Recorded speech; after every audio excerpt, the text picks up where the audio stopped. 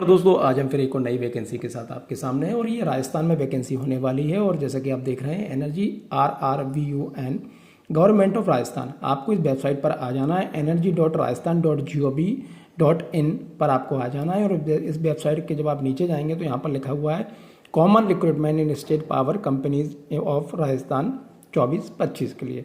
तो आपको यहाँ पर क्लिक कर देना है। जैसे आप इस पर क्लिक करेंगे तो आपके सामने ये ओपन हो जाएगा। इसके लास्ट में आपको चले जाना है detail advertisement for the post of technician 3rd ITI operator ITI plant attendant. तो आप यहाँ पर क्लिक कर देंगे। जैसे ही आप यहाँ पर क्लिक करेंगे तो आपके सामने ये ओपन हो जाएगा। देखिए कॉमन रिक्रूटमेंट, मैं इसको थोड़ा सा बड़ा कर देता हूँ।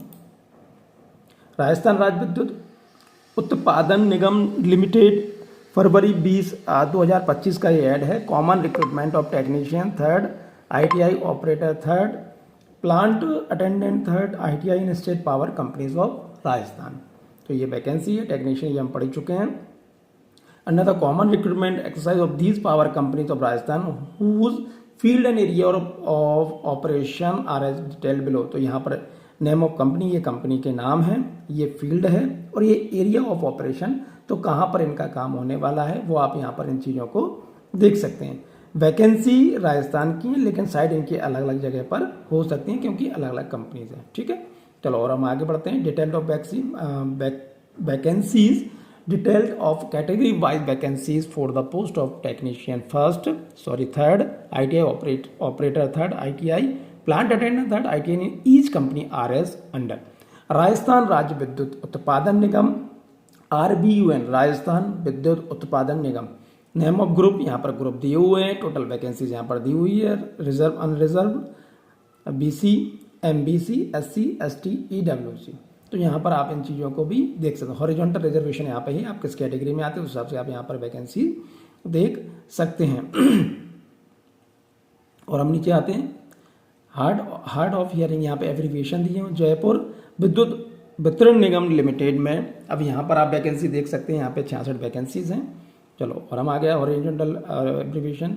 रिम्यूनरेशन यहाँ पर देखते हैं, सैलरी क्या रहने वाली है। मेन चीज जब हम वैकेंसी देखते हैं तो उसमें सबसे पहले तो ये देखा जाता है कि वैकेंसीज कितनी है।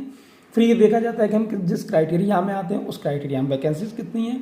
एजुकेशन क्वालिफिकेशन क्या मांगी गई है। सैलरी स्ट्रक्चर उसमें क्या रहने वाला है, क्योंकि सैलरी स्ट्रक्चर उस वैकेंसी के प्रति हमारा आकर्षण को जगाता है कि नहीं साहब सैलरी अच्छी है तो हम उस वैकेंसीज को कर लें।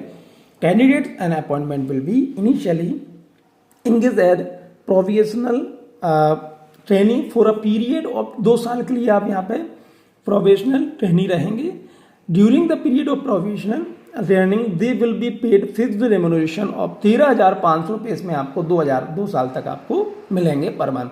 On successful completion of provision training period they will be fixed at the minimum first cell of level 4th in pay matrix, that is 19,200 आपके 2 साल बाद हो जाएंगे per month.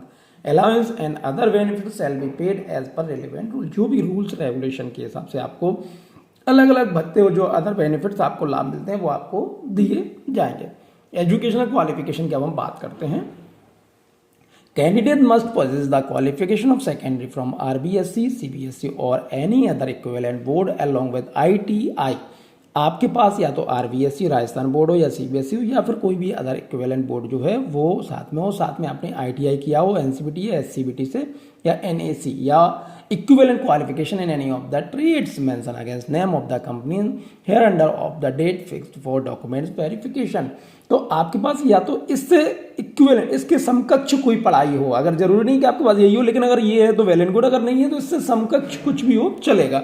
Name of company, यहाँ पे कंपनी के नाम दिए गए हैं। नेम ऑफ पोस्ट, यहाँ पे पोस्ट के नाम दिए गए हैं। एजुकेशन क्वालिफिकेशन, यहाँ पे क्वालिफिकेशन दी गई, यानी 12वीं के बाद आपके पास ये चीजें चाहिए रहेंगी। तो अब आप यहाँ पर देख लीजिए, देखो electrician, power electrician, wireman, electronics, mechanism, computer operator, programming assistant, COPA, boiler attendant, steam turbine cum auxiliary plant operator, welder, यानी ये लगभग यही चीज ज़्यादातर लोग करते हैं तो वो आ जाएगा। Electrician, power electrician, wireman, lineman, SBA। चलो और हम आगे बढ़ते हैं। अब कैंडिडेट पासिंग ये नोट में दिया ITI NCVT NAC electrician power electrician vacancy are वो तो giving the preference for the company there स्वाभाविक सी बात उस पर प्रेफरेंस दिया जाएगा। चलो हम और अब आगे देखते हैं डिस्क्वालीफाइंग अपॉइंटमेंट, भाई कौन कौन डिस्क्वालीफाइड होगा वो आप यहाँ पर देख लीजिए।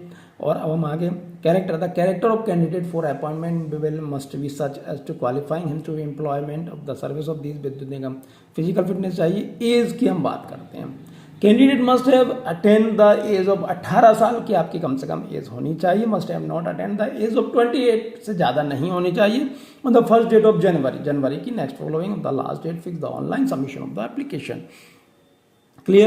However, as direct recruitment on previous year have not been done for different duration in different विद्युत निगम, the upper age limit shall be followed in RVUN इतनी हो सकती है और इसके लिए इतनी मांगी जाती है। upper age limit mention above shall be relaxed by कब होगी, तो आप यहाँ पर इन चीज़ों को देख सकते हैं कि ये कब इस पर काम हो सकता है। देखिए यहाँ पर दो शब्द दिए हुए हैं, BC बैकवर्ड क्लासेज, MBC मोर बैकवर्ड क्लासेज। तो इनको आप देखिए कि भाई क्या इसमें मांगा गया है और यहाँ पर रिलैक्सेशन दिया हुआ है, तो आप उसको भी यहाँ पर देख सकते हैं। रिजर्वेशन यहाँ पे भी बताया गया है भाई किस तरह का रिजर्वेशन है, तो आप उसको भी देख कर ही आप आवेदन करें। जैसा कि मैं हर बार कहता हूँ कि नोटिफिकेशन को आप हमेशा देख लेता। वैकेंसी रिजर्व आउटस्टैंडिंग स्पोर्ट्स, अब ये स्पोर्ट्स पर्सन पे अगर आपके पास है तो आपको इसका भी बेनिफिट आपको मिलने वाला है यहाँ पर। अब procedure of submitting online application depending online fees, आप यहाँ पे फीस का मैटर है कि भाई फीस भी आपको जमा करनी है और यहाँ से आप इन चीज़ों को जमा भर सकते हैं। 21 फरवरी से 20 मार्च तक आप इसमें फॉर्म भर सकते हैं। यहाँ पर कैसे भरना है, यहाँ पे स्कैन दिया हुआ है कि कितने का क्या क्या चीज़ें चाहिए, पूरा डिटेल यहाँ पर दिया है कि आप उसको देखने के बाद ही सबमिटिंग ऑनलाइन एप्लीकेशन फॉर्म, तो आपको पूरा देखने के बाद ही आप इसको भरना है। एप्लीकेशन फीस कितनी लगने वाली है, अनरिजर्व के लिए 1000 इंक्लूडिंग GST है। SC ST BC MBC EWS PWD PH Sahariya 500 रुपये इंक्लूडिंग GST है।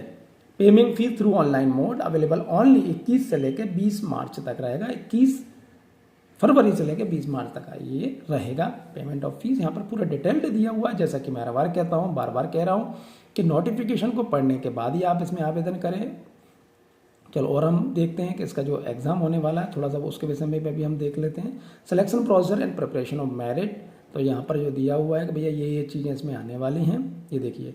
अब यहाँ पर सब सिलेबस दिया है, क्वेश्चन दिए हैं, मैक्सिमम मार्क दिया है, टाइम दिया है, जनरल अवेयरनेस के हैं, तो क्या क्या सिलेबस में इसमें रहने वाला है, और टेक्निकल नॉलेज में ये रहने वाला है। 100 नंबर का है, 100 क्वेश्चन है, 90 मिनट्स का रहेगा। तो यहाँ पर अब आपके दिमाग से क्राइटेरिया ये सेट हो गया है कि भाई the pattern of main examination shall be under, यहाँ पर मेन एग्जामिनेशन का दिया हुआ है, 150 का रहेगा, 120 मिनट का ये रहेगा।